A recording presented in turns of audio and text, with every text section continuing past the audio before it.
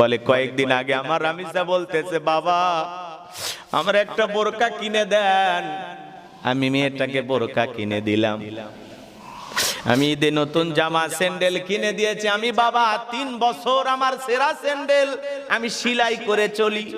আমি অভাবে থাকি, দারিদ্রতার ছাপ আমার পরিবারের উপরে আমি পড়তে দেই নাই। দেখেন না রামিসার বাবার দিকে চোখের পানি ছেড়ে দিয়া সন্তান তার জন্য কান্না করে। ছোট্ট 7 বছরের ফুটান্ত একটা ফুল ফুটে ওঠার আগে ঝরে গেল এক নরপিশাচ, রক্ত পিপাসু মানুষ নামের জানোয়ার। নাটোরের সিংড়ায় তার বাড়ি। আহারে, সেই ঘাতক সোহেল রামিসাকে 7 বছরের একটা শিশুটাকে ধর্ষণ করে গলা কেটে হত্যা করেছেন। এই কাজে তার স্ত্রী তাকে সহযোগিতা করেছেন। সকালবেলা 9:30 বাজে মেয়েটা স্কুলে যাবে, মা খোঁজে, তার বড় বোন খোঁজে। সিঁড়িতে উঠতেছিল, হঠাৎ করে ঘাতক তাকে ধরে ঘরের মধ্যে নিয়ে গেছে। মা বাবা খুঁজে পায় না। ওই ঘাতকের দরজায় একটা স্যান্ডেল দেখে বুঝতে পেরেছে এই ফ্ল্যাটের ভিতরে মনে আমার মেয়েটা ঢুকছে। দরজায় বারবার নক করে, দরজা খোলে না।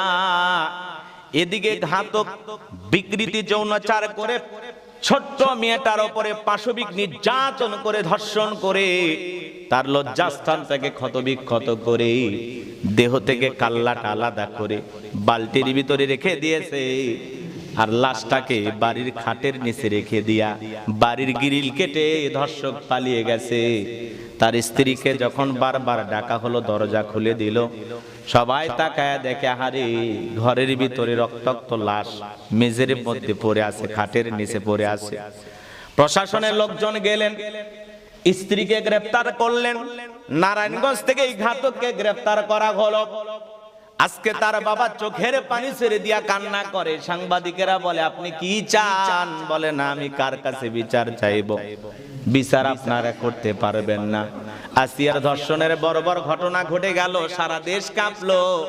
আজকে 1 বছরও হয়ে গেল, ফাঁসির রায় হয়েছে, কিন্তু আজ পর্যন্ত ঘাতকদেরকে ফাঁসি দেওয়া হয় না। আসিয়ার বাবা চোখের পানি ছেড়ে দিয়া কান্না করে।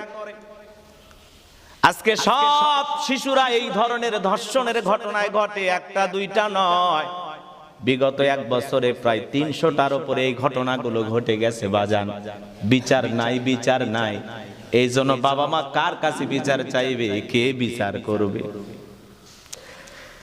রামিসার বাবা চোখের পানি ছেড়ে দিয়া কাঁদে, বলে, সন্তানের 500টা ছবি আমার মোবাইলে আছে, একটা ছবির দিকে তাকাবো সাহস আমার নাই। গত ঈদের ছোট্ট মেয়েটাকে একটা ঘড়ি কিনে দিয়েছে। ঘড়িটা ধরে বাবা কান্দে, বলে, কয়েকদিন আগে আমার রামিসা বলতেছে, বাবা আমার একটা বোরকা কিনে দেন। আমি মেয়েটাকে বোরকা কিনে দিলাম। আমি ঈদে নতুন জামা স্যান্ডেল কিনে দিয়েছি। আমি বাবা 3 বছর আমার সেরা স্যান্ডেল আমি সেলাই করে চলি। আমি অভাবে থাকি, দারিদ্রতার ছাপ আমার পরিবারের উপরে আমি পড়তে দেই নাই। আমার রামিসার ছিল আমার হৃৎপিণ্ড, আমার সন্তানকে তারা কেড়ে নিয়েছে। বাবা অঝরে চোখের পানি ছেড়ে দিয়া কান্না করে। আজ রামিসার কবরের পাশে তার দাদা কান্না করে। ছোট্ট নাতনিটা আর একবারও দাদু বলে ডাকবে না। আর সকালবেলার নিউজ, রামিসার দাদা রামিসার কবরের পাশে দাঁড়ায়া কান্না করতেছে। রামিসার কবরের পাশ থেকে এক চুল নড়তেছে না তার দাদা। বারবার কবরের দিকে তাকায়া তার দাদা চোখের পানি ছেড়ে দিয়া কান্না করতেছে।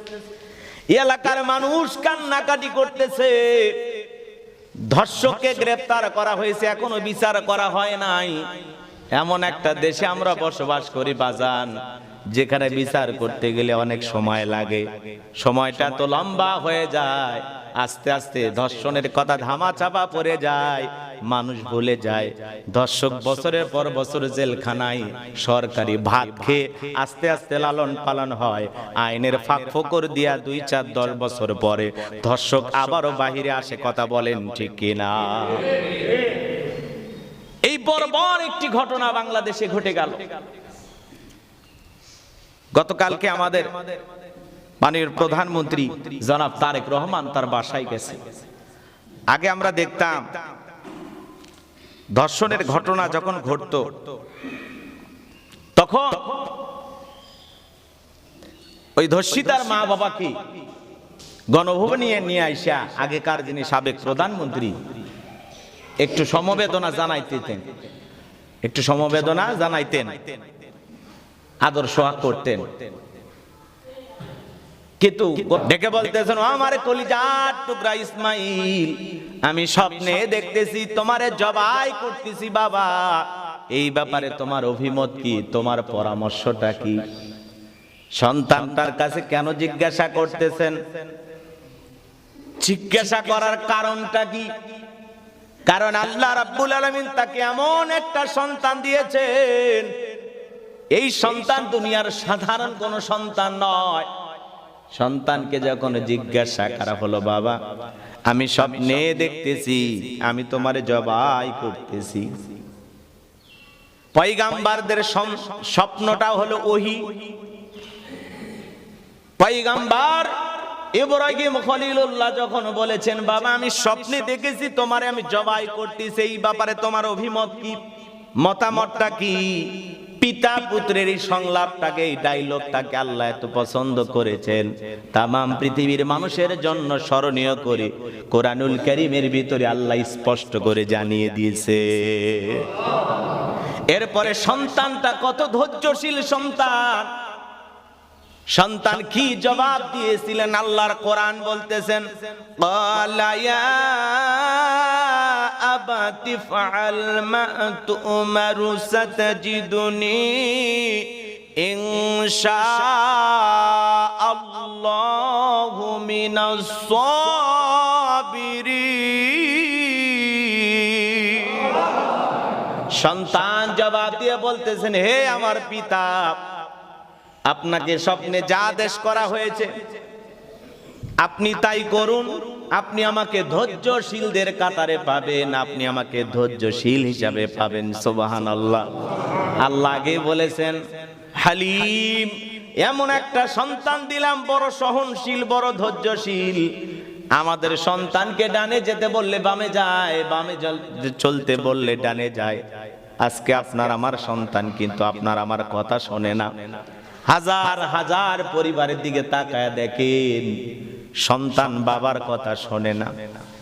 কত আলেম ওলামার কাছে যায়, বলে হুজুর দোয়া করেন আমার ছেলেটা মেয়েটা কথা শোনে না, একটু তদবির করে দেন, এমন কোন আমল দেন যেই কারণে আমার সন্তানটা আমার কথা শুনবে। কত জ্যোতিষীর কাছে যায়, কত কবিরাজের কাছে যায়, কত মাজারে যায়, কত জায়গায় যায়। মানুষ নিজের সন্তানটাকে ভালো করার জন্য কি না করে। ছেলেটা বিপদগামী হয়ে গেছে, পথভ্রষ্ট হয়ে গেছে, কথা শোনে না, নিশাদ্রব্য পান করে, কথা শোনে না, সারাদিন মোবাইল নিয়ে ঘাটাঘাটি করে। সন্তানটা কথা শোনে না, গুনাহের কাজে লিপ্ত। পিতামাতা অস্থির হয়ে যায় সন্তানটাকে মানুষ বানানোর জন্য।